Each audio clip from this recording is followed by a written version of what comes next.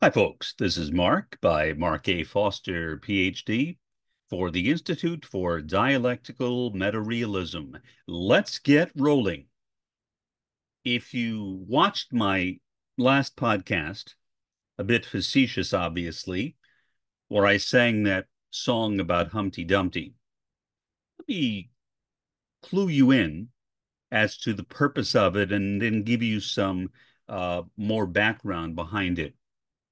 Um, for the last couple of years, well, really the last couple of decades, I have been attacked by a variety of other people. I won't mention their names. For the most part, these people have been responding to the fact that my autism has gotten better, that I am able to relate to people without having the kinds of cognitive snares, problems in communication that I used to. Um, I can understand what people are saying. I can pick up on people when they are being deceptive. And I have a greater sense of my own personal agency, meaning I am able to behave in a way that goes along with my own conscience. I am driven by my own moral compass, in other words. So that's what's been happening to me. Now, more specifically, I made that somewhat facetious podcast last night as a kind of preparation for what I was about to do, I thought today. I wasn't exactly sure. And I wasn't even positive as to how I would do it, but I thought about it last night. I got into a kind of communion with Horia, El Horia, the black-eyed maiden of white light. If you don't know who I'm referring to, you can go back and watch some of my earlier podcasts. She is a kind of, I guess, angelic being that I have communion with, in my opinion. It might be entirely my imagination. I don't claim to be a guru or an authority of any sort. This is just my own personal experience. And I'm not a guru. I'm nothing. I'm a roach or an ant or whatever. I'm crawling on the ground, and that's about it. I have no power. I have no sense of authority over anyone, and no one should pay any attention to what I say. So I I am not saying this to try to get anybody to believe me, only to understand what I'm saying and where I'm coming from, and that is that I have felt a need to confront various people over the last 20 or so years. Well, I did that yesterday and today, and really today. I will try to be as vague as I possibly can so that anybody watching this episode of my podcast who knows the person I am talking about will not be able to identify this person from my words.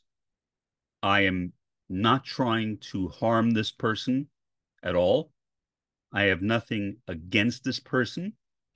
But I do feel a need to stand up for justice, which is not something that I have always been able to do. What I will say, as I've mentioned in my book, and I will read you a small portion of that in just a bit, is that in the past, I generally found it very difficult to confront people. And when I saw an injustice going on, I would get angry. And sometimes I would yell or behave in a way that perhaps now I think of as being inappropriate. In other words, I would I would rail against the person who was doing something. That really, in my view, did not accomplish anything. Maybe I felt better for a time, but it didn't resolve the problem. Now I think I have a much better way of dealing with things in a way that hopefully will bring a resolution to problems and deal more effectively with things from a justice point of view. And so this person that I'm talking about is a person who has attacked several people I have known over the years. And this person did not attack me. And so I let the attacks go on. I did not challenge this person. I should have. I should have.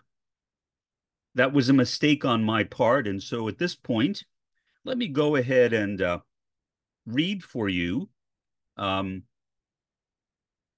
a bit of this thing that I wrote out today, and then we'll come back and just talk about it here. Um, you can see this paragraph right here, beginning with the word why. I'm not going to read you um, the whole thing, but a portion of it. Why, as capitalism crumbles, am I being attacked by longtime friends? Most recently, one from the mountains. You see how I'm trying to be ambiguous. That anti-communist is now a faux scriptural interpreter and psychiatrist to boot. This person is not a psychiatrist. The game has backfired. Money is the issue. How I spend it is my business and mine alone. So I prayed to the maiden, Horia, the black-eyed maiden of white light, last night. Woke up and apologized to two men. More precisely, I wrote to them on Facebook and apologized to them. I doubt that either of them will see this podcast, but if they do, I apologize to you once again. I should have defended them when that former friend abused them time and time again. Grateful I was not the target. In a mistake born of sheer cowardice, I did not. So that's basically all I wanted to read. And so let me go ahead and end that portion of the screen share right now and continue talking about it. I regret not having stood up to this person when this person attacked various people.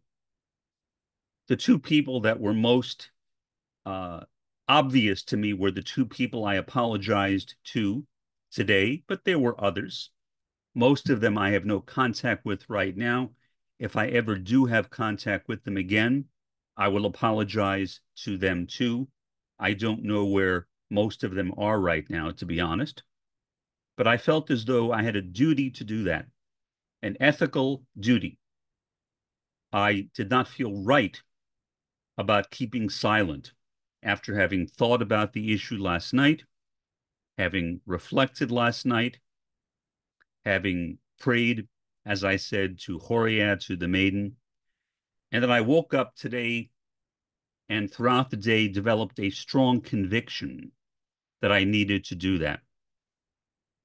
This individual is a staunch anti-communist. Staunch anti-communist. I'll leave it at that. And I do not think that I have a right to tell this person, you cannot be an anti-communist. But this person has been trying to convince me that I should not be a communist. And in fact, without getting into details that will reveal who this person is, that I should not be a communist because it is wrong. It is unethical. And in effect, this person has put herself in a position of being a kind of scriptural interpreter, telling me that I should not be a communist. In addition, this person has said that I am paranoid. And that is why I wrote that I thought that this person was a pretend psychiatrist. This person has no training in psychiatry. And yet, in claiming that I am paranoid, which I'm not, I don't know why the person said that other than to rile me, which it did not do. The person was trying to, but unsuccessfully. And I think this person got increasingly frustrated over this person's inability to accomplish it. And so what I did basically was I stood up for two things today. First, I stood up for Maoism, third worldism. This person knows I am a Maoist third worldist and is very unhappy about that. So I stood up for Maoism, third worldism above anything, because I think that that is the only route that we as people have to a future. The first world is done. The first world has tried to get itself out of this mess of capitalism for a long time, going back to Karl Marx and Friedrich Engels, who predicted that communist revolutions would start in Europe at the end of the 19th century. Of course, that never happened. Now, there were communist revolutions in the 20th century. They had varying degrees of success. I would say especially in Cuba. I've always loved Fidel Castro and still do love him. But Cuba failed as well. His brother certainly was not as committed to the revolution as Fidel was. And so I don't really know what to make of Cuba right now. Is it still a Marxist Leninist country? I'm not sure. I am not sure what to call it. If I had to say what I think it is, I would say it is basically tottering on the edge of being Marxist Leninist, but not quite Marxist Leninist anymore. It certainly was when I was growing up, but I think it has retreated from that position. So this individual is upset that I am a Maoist third worldist. That is clear. And this person has been doing everything in this person's power to get me out of Maoism, third worldism, whether it's by accusing me of being paranoid. The paranoia, I think, largely stems from the fact that about 2 years ago, a man, and I will not mention his name, threatened to strangle me. Actions were taken, the police were involved, and so on. I told this person about it, and this person said it did not happen. So this person was accusing me, I guess, of being a liar and accusing me of being paranoid because I thought that this person had threatened to strangle me. I think that is where this comes from. Now, whether this person genuinely believes what this person said, I have no way of knowing. I cannot read this person's mind, thankfully. I do not have any way of knowing if this person really believes that I am paranoid. I do know that this person is genuinely an anti-communist because I have known this person for a long time. So that I can say is true. I do think, however, that this person has been exaggerating that anti-communism in an attempt to attack me because this person is angry that I am a Maoist third worldist. So what I'm trying to do here is to basically say being a Maoist third worldist is no bed of roses. I never expected to be attacked by this individual for being one, although I knew this person's views. I knew this person did not go along with my way of looking at the world. Did I think that this person would do what this person did? No. And so I am making a pledge right now that if this person, to my knowledge, ever attacks anyone, and I will say I will most likely know about it if this person does it. I have, um, uh, I share certain social media connections with this person. I'll put it in that kind of vague way. And so I will have that kind of knowledge if this person does engage in any kind of attack. I will stand up and defend anybody that this person attacks. I will continue to stand up and defend Maoism, third worldism against this person who has been accusing me because of her anti-communism and her pretend psychiatry, accusing me of being paranoid. That is about all I wanted to say. So I will leave it right there for the time being. This has been Mark by Mark A. Foster, Ph.D., for the Institute for Dialectical Metarealism. Have a pleasant day and an even better day tomorrow.